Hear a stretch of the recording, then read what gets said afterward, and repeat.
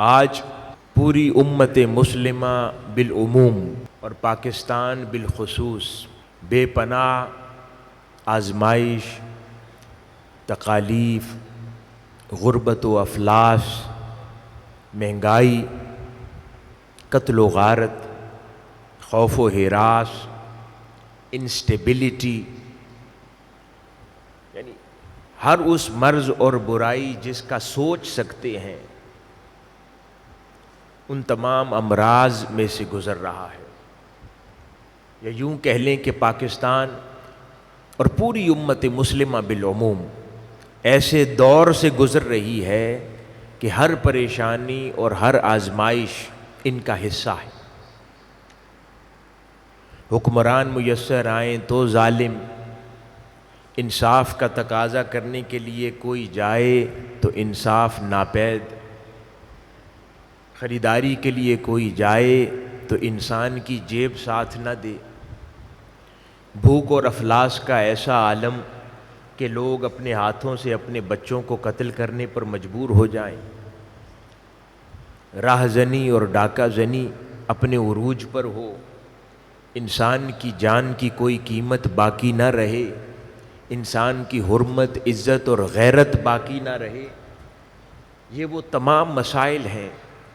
پھر کوئی ملک کے اندر بھی سننے والا نہ ہو، ملک کے باہر بھی سننے والا نہ ہو، انسان تو انسان، ملک کی عزت بھی محفوظ نہ رہتی ہو، یہ وہ تمام مسائل ہیں جو نشاندہی کرتے ہیں زوال کی طرف، جو نشاندہی کرتے ہیں تباہی کی طرف، اور جو نشاندہی کرتے ہیں اللہ کے عذاب کی طرف۔ یعنی امت مسلمہ بالعموم اور پاکستان بالخصوص اللہ رب العزت کی حضور سے گرفت میں ہے۔ اللہ رب العزت نے ارشاد فرمایا کہ اور جو مصیبتیں بھی تمہیں پہنچتی ہیں وہ تمہارے ہی گناہوں کی وجہ سے پہنچتی ہیں جو تم نے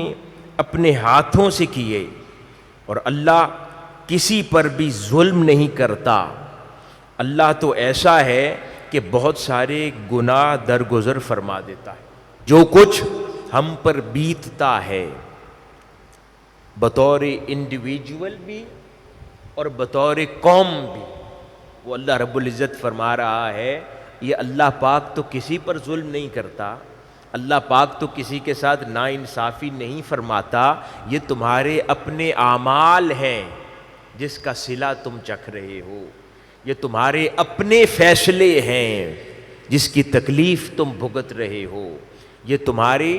اپنی سمجھ بوجھ اور اس کے نتیجے میں کیے گئے کارہائے نمایاں ہے جس کا اثر اور جس کا فیصلہ، جس کی تاثیر اور جس کی تکلیف تم تک پہنچ رہی ہے۔ اگر قرآن مجید اور احادیث مبارکہ کا مطالعہ کیا جائے اور کتب کا مطالعہ کیا جائے، پرانی امم کی تاریخ کا مطالعہ کیا جائے، تو ایک چیز روز روشن کی طرح عیاں ہو جاتی ہے کہ اللہ رب العزت کا ایک نظام ہے۔ وہ نظام یہ ہے کہ جو ہم سے کبائر اور صغائر یعنی گناہ کبیرہ اور گناہ صغیرہ کی صورت میں جو کچھ سرزد ہوتا ہے اس کی آخرت میں تو سزا ہے ہی صحیح اس گناہ کے درجے کے مطابق، لیکن اللہ رب العزت اس گناہ کی سزا مکافات عمل کے نتیجے میں اس دنیا میں بھی بہت کڑی اتارتا ہے۔ یہ اللہ رب العزت کا نظام ہے۔ آئیے قرآن مجید کے مختلف مقامات سے اس نظام کو اور بہتر انداز میں سمجھنے کی کوشش کرتے ہیں۔ سورہ الروم میں اللہ پاک ارشاد فرماتا ہے کہ خشکی اور سمندر میں فساد بپا ہو گیا لوگوں کے ہاتھوں کی کمائی کی وجہ سے، تاکہ اللہ تعالیٰ ان کو ان کے بعض اعمال کا مزہ چکھائے اور وہ باز آ جائیں۔ یعنی اب یہ افراتفری فساد کی طرف اشارہ ہو رہا ہے کہ وہ سمندر میں فساد بپا ہو گیا، اور یہ کیوں بپا ہوا؟ انسان کے اپنے ہاتھ کی کمائی کی وجہ سے۔ کہیں ہم انوائرمنٹل پولوشن دیکھتے ہیں، کہیں ہم خبروں میں سنتے ہیں کہ سی لائف ختم ہو گئی، مچھلیاں مرتی جا رہی ہیں، خوراکیں زہر آلودہ ہو گئی ہیں، پانی کنٹیمنیٹ ہو گئے ہیں، اور صاف اور شفاف ماحول میسر نہیں ہے، زہر آلود ہو گیا ہے۔ یہی تو اللہ پاک فرما رہا ہے تمہیں تو میں نے صاف ستھری دنیا دی تھی، تمہیں تو میں نے اجلا موسم دیا تھا، صاف ستھری ہوائیں اور فضائیں دی تھیں، یہ تم نے اس کو پلیوٹ تو اپنے ہاتھ سے کیا ہے، اس کو تباہ و برباد تو اپنے ہاتھ سے کیا ہے۔ تو اللہ پاک فرما رہا ہے کہ وہ سمندروں میں فساد بپا ہو گیا، اور ہم نے ان کو ان کے اعمال کا نتیجہ دیا تاکہ یہ عمل کا مزہ چکھیں اور باز آ جائیں۔ اسی طرح دوسرے مقام پر اللہ پاک ارشاد فرماتا ہے، اور جو بھی مصیبت تجھے پہنچتی ہے وہ تیرے نفس کے شر کی وجہ سے پہنچتی ہے۔ اسی طرح دوسرے مقام پر اللہ پاک ارشاد فرماتا ہے، پہلے لوگوں پر جو مصیبتیں آئیں وہ ان کی برائیوں کی وجہ سے آئیں، اور جو انہوں نے کیا ان لوگوں میں سے جو بھی ظالم ہیں جلد ہی اپنے اعمال کے برے نتیجے دیکھ لیں گے، یہ لوگ ہمیں عاجز کرنے والے نہیں ہیں۔ ایک اور مقام پر اللہ پاک ارشاد فرماتا ہے، مگر جب وہاں کے رہنے والے ظلم کرنے لگیں اور ہم بستیوں کو ہلاک کر دیتے ہیں، جب وہاں کے رہنے والے ظلم کرنے لگیں، یعنی جہاں پر ظلم و بربریت کا بازار گرم ہو جائے، علل اعلان دن دہاڑے 14 لاشیں گرائی جائیں اور 8 سال تک ان کا کوئی انصاف دینے والا نہ ہو، تو اللہ پاک بستیاں ہلاک فرما دیتا ہے۔ مظلوموں کو جن بستیوں میں انصاف نہ ملے، اللہ پاک ان بستیوں سے ناراض ہوتا ہے، وہاں عذاب اتارتا ہے، تو پھر ان عذاب کے زمانوں میں امیدیں کہاں سے جاگتی ہیں۔ آقا علیہ الصلوۃ والسلام فرماتے ہیں کہ ماپ تول میں کمی کرنے والوں پر آفات ارضی و سماوی کے علاوہ ظالم حکمرانوں کا عذاب بھی مسلط کر دیا جاتا ہے۔ ذرا غور کیجئے، پاکستان میں کیا کچھ نہیں ہوتا،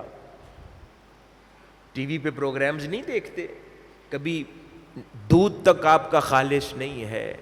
پھر کوکنگ آئلز ہیں اس میں خدا جانے کیا کچھ ملا کر زہر لوگوں کو دیتے ہیں، کھانے کی خالصیت ختم ہو گئی ہے، 1000 طرح کی بیماریاں اس سے در رہی ہیں، یعنی ملاوٹ اپنے عروج پر ہے،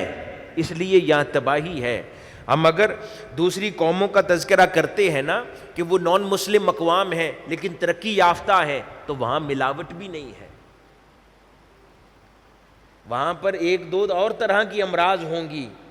لیکن اللہ پاک جو فرما رہا ہے کہ ان کو ظالم حکمران ان پر بطور عذاب مسلط کروں گا، یہ ملاوٹ پہ باز نہیں آتے، اپنی برائیوں سے باز نہیں آتے، بدستور ایک عمل جاری رکھے ہوئے ہیں، اور ہم سوشل میڈیا پر آہو بکا کر رہے ہیں لیکن اللہ کی طرف رجوع نہیں کر رہے جہاں سے یہ تکالیف اتر رہی ہیں،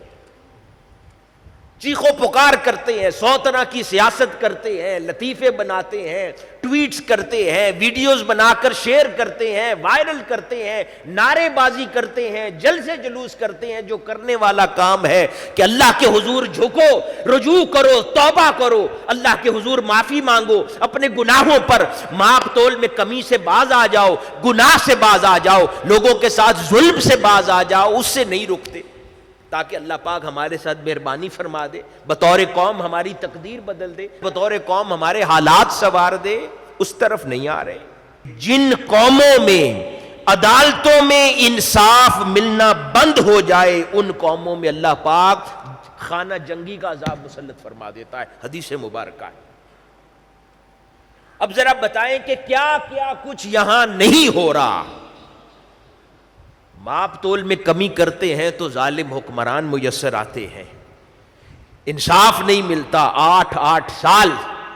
ثانیہ ماڈل ٹاؤن ہو، ثانیہ بلدیہ ہو، نہ جانے کتنے لوگ انصاف کے لیے مارے پھرتے ہیں، اور سال آ سال انصاف نہیں ملتا، تو اس کا نتیجہ ملک کے اندر یہ خانہ جنگی کسی صورتحال ہے۔ یہ سب کچھ آقا علیہ الصلوۃ والسلام نے کھول کر بیان فرما دیا ہے، ہم کیا ڈھونڈتے ہیں؟ اور ان چیزوں کی اصلاح کی حاجت ہے۔ یہ سنوارنے کی ضرورت ہے تو تقدیر بدلے گی۔ عالمی شہرت یافتہ شخصیت ڈاکٹر حسین محی الدین قادری کے علمی و فکری خطابات، رپورٹس اور ڈاکومنٹری سے مستفید ہونے کے لیے ابھی آفیشیل یوٹیوب چینل ڈاکٹر حسین قادری سبسکرائب کریں۔ اپ ڈیٹ رہنے کے لیے بیل کا بٹن دبائیں۔